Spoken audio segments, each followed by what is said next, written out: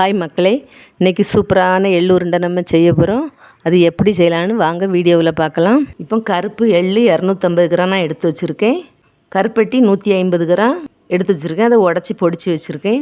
இப்போ அந்த கருப்பு எள்ளை கொட்டி நம்ம இப்போ அரைச்சி எடுத்துக்கலாம். இப்போ குறைன்னு இப்போ அரைச்சி வச்சுருக்கு. இந்த ஸ்டேஜில் நம்ம கருப்பட்டி எடுத்து அதில் போட்டு அரைச்சி எடுத்துக்கலாம்.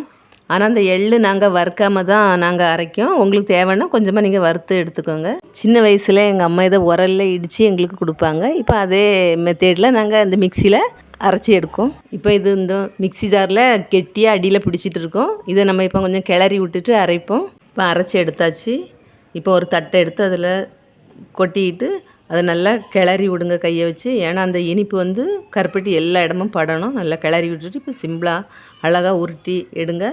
இந்த உருண்டை 10 நாள் வெளியே வச்சாலும் கெட்டே போகாது. இந்த வீடியோ பிடிச்சிருந்தா சப்ஸ்கிரைப் பண்ணுங்கள், கமெண்ட் பண்ணுங்கள், லைக் பண்ணுங்கள். வேற ஒரு வீடியோவில் சந்திக்கலாம்.